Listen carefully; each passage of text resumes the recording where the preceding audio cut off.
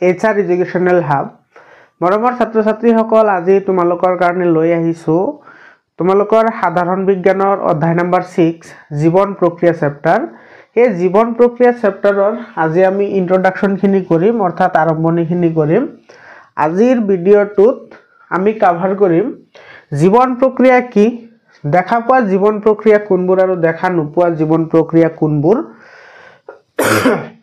প্ৰজনন প্ৰক্ৰিয়া যেটো আছে সেই প্ৰজনন প্ৰক্ৰিয়াটো জীৱন প্ৰক্ৰিয়াৰ অন্তৰ্ভুক্ত হয় নে নহয় আৰু পঢ়িম আমি শ্বসন ৰেচন বা বেপন আছে আৰু পৰিপুষ্টি এইকেইটা জীৱন প্ৰক্ৰিয়াৰ অন্তৰ্ভুক্ত হয় নে নহয় আৰু যদি জীৱন প্ৰক্ৰিয়া হয় তেতিয়া হলে এইবোৰে আমাৰ জীৱনত কেনেদৰে প্ৰভাৱ পেলায় সেই বিষয়ে আমি আজি আলোচনা কৰিম মৰমৰ ছাত্ৰ ছাত্ৰীসকল যদি প্ৰথমবাৰ মোৰ চেনেলত ভিজিট কৰিছা তেতিয়া হলে চেনেলটো সাবস্ক্ৰাইব কৰা আৰু বেল আইকনটো প্ৰেছ কৰি ৰাখা যাতে মই আপলোড কৰা ভিডিঅ'বোৰ বা তোমালোকে বিচৰা মতে সায়েন্সৰ সকলোখিনি জ্ঞান তোমালোকে সকলোৰে আগত পাব পাৰা তো মৰমৰ ছাত্ৰ ছাত্ৰীসকল আজি আমি প্ৰথমতে চাও জীৱন প্ৰক্ৰিয়া কি জীৱন প্ৰক্ৰিয়া সেইবোৰক কোৱা হয় জীৱন প্ৰক্ৰিয়া সেইবোৰক কোৱা হয় যিবোৰ প্ৰক্ৰিয়া অবিহনে জীৱ এটা জীয়াই থাকিব নোৱাৰে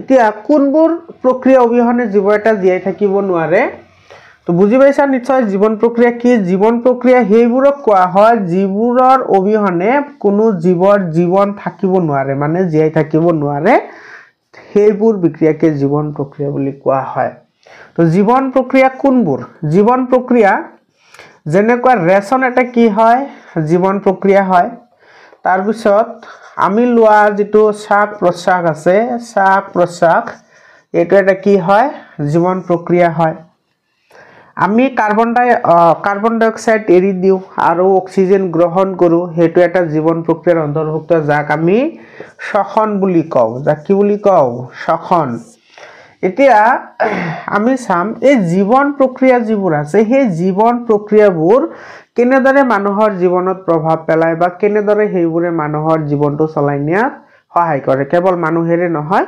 পৃথিৱীত জীয়াই থকা সকলোবোৰ জীৱ-জন্তুৰ কাৰণে একেটা পদ্ধতি অনিবাৰ্য হয় এতিয়া জীৱন প্ৰক্ৰিয়া আমি চকুৰে দেখা নোপোৱা যিবোৰ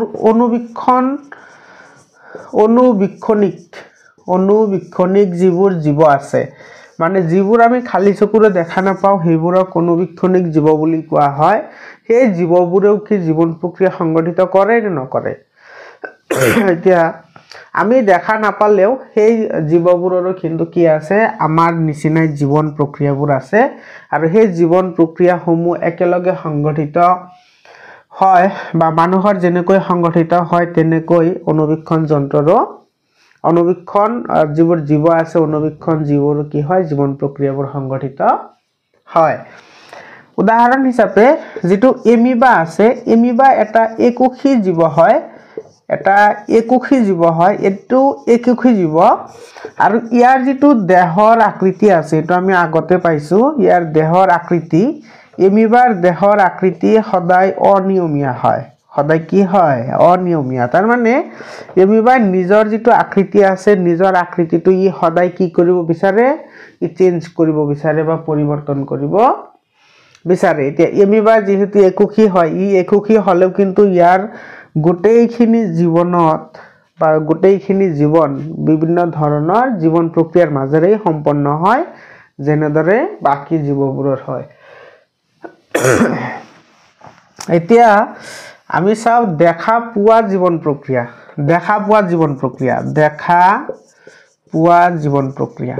এতিয়া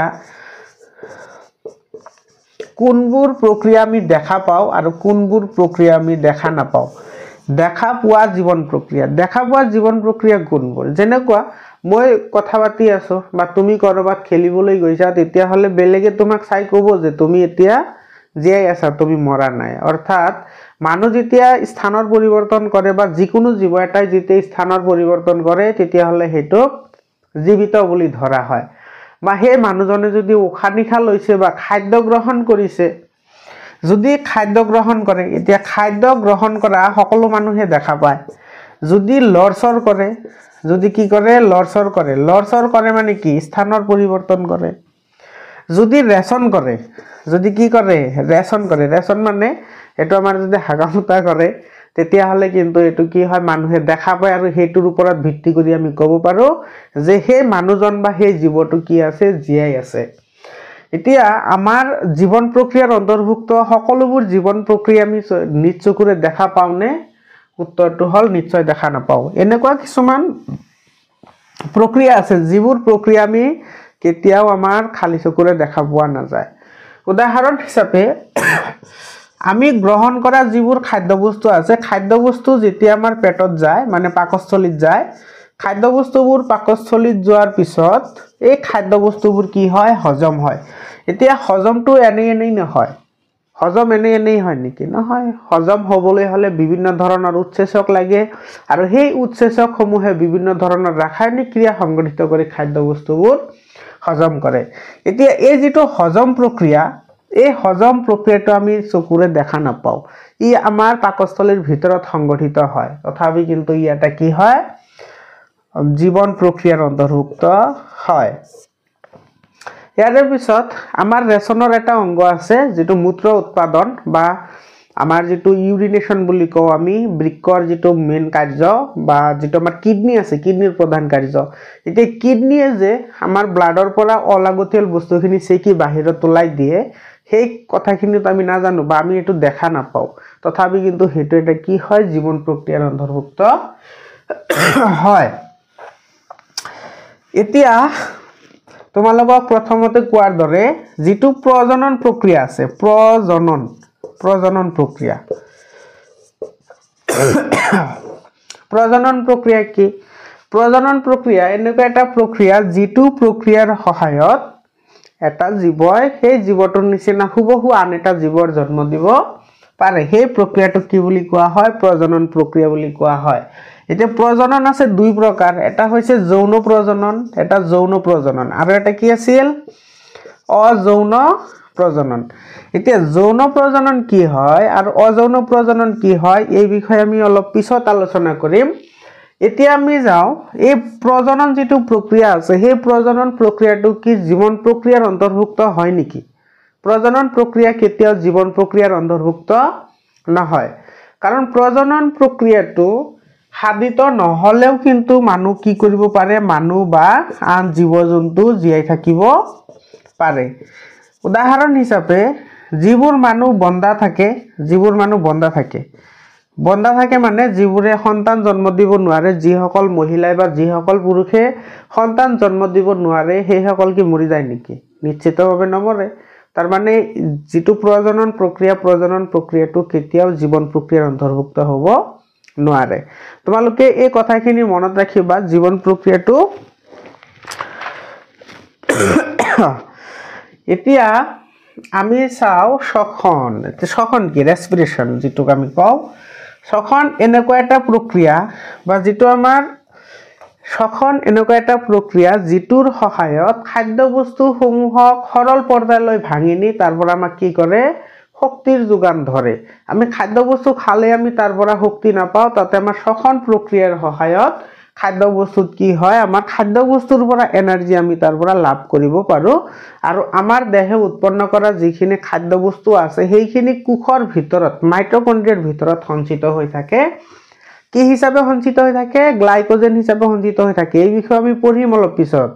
আৰু উদ্ভিদৰ দেহত কি হিচাপে সঞ্চিত হৈ থাকে? শ্বেতসাৰ হিচাপে সঞ্চিত হৈ থাকে। বহুতে দৰকাৰী হয়, এনেকুৱা ধৰণৰ প্ৰশ্ন তোমালোকৰ এইবাৰ পৰীক্ষাত আহিবই।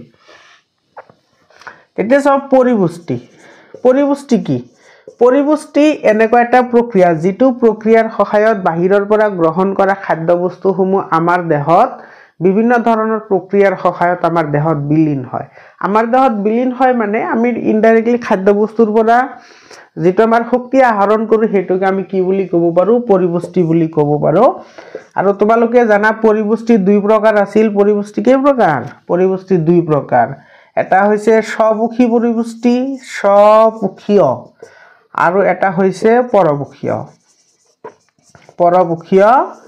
পৰিপুষ্টি এটা স্ববুখীয় পৰিপুষ্টি কোনবোৰক কয় আৰু পৰবুখীয় পৰিপুষ্টি কোনবোৰক কয় এই বিষয়ে আমি অহা ক্লাছত আলোচনা কৰিম মৰমৰ ছাত্ৰ ছাত্ৰীসকল আজিৰ কাৰণে এইখিনিয়ে জয় আই অসম